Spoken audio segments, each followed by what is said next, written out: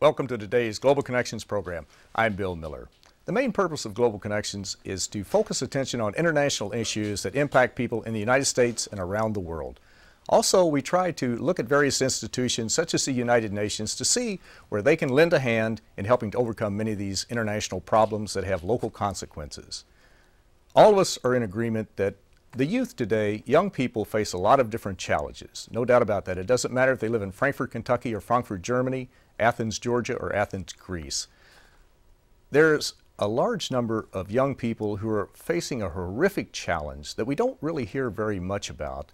And even though this challenge may be about 6,000 miles away from most of us, it's still one that can affect our lives, and it certainly adversely affects the lives of those children. And we're going to hear more about it today from my very special guest. Radhika Coomaraswamy is the Special Representative of the United Nations, appointed by the Secretary General Ban Ki-moon for Children in Armed Conflict.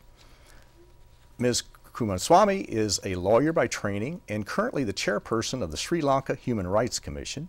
She's an internationally renowned human rights advocate who has done outstanding work as Special Rapporteur on Violence Against Women. She's won many awards, such as the International Law Award of the American Bar Association and the Human Rights Award of the International Human Rights Law Group. Radhika Coomaraswamy, welcome to today's Global Connections program. I appreciate you being with me. Thank you so very much. I've got a feeling that in this introduction that you're no longer with the Sri Lankan Commission. No, that's no, right. I'm full-time with the UN. That's actually. right. You're full-time with the United Nations, Yes. right? Well, we're delighted you're with us today. I really appreciate you being with me.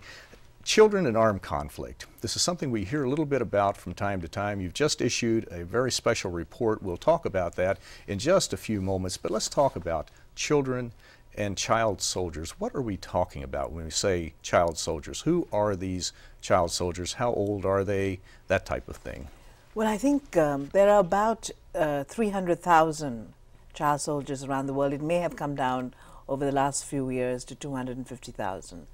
And these are young people from the age of 9 to 18 who fight in the front lines of these groups, especially in Africa, Asia, and we do have some cases even in Latin America. And these are children that really carry these light arms. Now, since to some extent small arms are now lighter, children can be on the front line. 20 years ago, weapons were too heavy for children. So now you find a child can actually master AK-47 in about half an hour, they say. And so they're on the front lines. They have an underdeveloped concept of death, you find, among children. So they go fearlessly fighting. So they're fearless fighters. And so this has been used by certain leaders to include them in their armed forces. And they're all both boys and girls. Mm-hmm. Now, these child soldiers, some of them may volunteer, but most of them do not volunteer for this service. They're pressed into service by a rebel group, or how are they recruited? Well, there are different ways. Of course, like in Sierra Leone and Liberia, it was mainly by abduction. That means, basically villages were raided and children taken and forced. But in other struggles, especially those that are ethnic or ideological, children join because they've said that it's for a cause. And children are easily motivated about these kinds of things. And they follow the role models who are their leaders. And so they join. So you have that. We don't distinguish, because if you're a child, we feel that you're too impressionable to be able to volunteer in that sense. But there are situations where children do go to camps, etc., because they're motivated. Mm-hmm. Now, you mentioned Sierra Leone a moment ago, and there's been a very popular book out that's been on the New York Times bestseller list. It's written by Ishmael Beah, and he was a child soldier. Can you describe a little bit about his life, or a little bit about what happened to him, or people in similar circumstances? Well, Ishmael, is a positive story, and we always use it in our work, which is that he was a child soldier, a very bright boy who, during the Sierra Leone conflict, became a child soldier and was made to do all the things that child soldiers were made to do in Sierra Leone, a whole host of things, and also subject to drugs. Before they send children out to fight, they usually drug them with cocaine and marijuana, so the children sort of lose their minds. All those chopping of arms, etc., were due to that. And then he was rescued by UNICEF.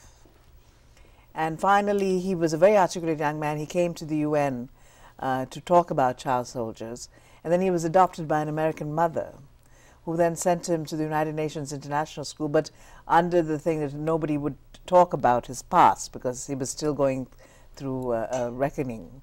And he went to Oberlin, did very well, graduated, and then decided to go public about what happened to him.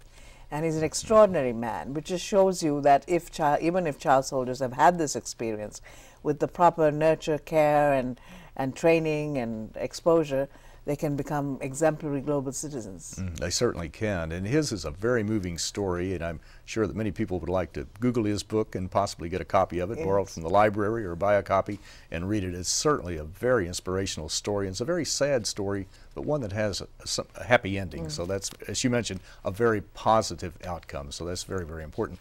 Well, now you've been responsible for issuing a major report on children in armed conflict, and this was done at the request, I believe, of the United Nations Security Council. How did the Security Council decide that it wanted to focus on this? It's a major problem, especially in many African countries, but how did they come to that conclusion? Well, you know, this is the Security Council is often criticized for failures in international, but this in a way is partially a success story in the sense that because of this phenomenon that was taking place, the General Assembly asked Graça Machel, Nelson Mandela's wife, to do a study on the situation of children in armed conflict. And she gave this epic study in the late 90s, which talked about this issue. And I think people were so horrified by what she wrote that they were galvanized. First, they galvanized and created my office, which is at the level of the Undersecretary General. So it's a very high-level post seized with the issue, right under the supervision of the Secretary General. Secondly, the Security Council moved on this issue. And how it moved was to first get an annual report every year on this issue, but also to issue what we call a list of shame. These are the non-state actors as well as some states that recruit and use child soldiers. And they're put on this list. And then they're moving slowly toward some kind of action to be taken against these people that recruit child soldiers. Now, who are some of the countries that are on this list of shame, and who are some of the rebel groups that are on this list? Well, the countries that have been listed are Uganda, Sudan, Myanmar mainly. The rebel groups, there are the ones not this year they're not listed, but we used to have in Cote d'Ivoire, in DRC, in Sri Lanka, in Nepal, in the Philippines, in a whole host of countries. And Colombia, we have rebel groups that have been mentioned.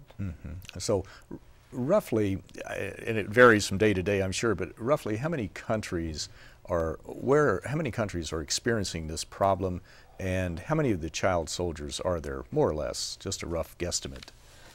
We have about 18 countries in the country's situation.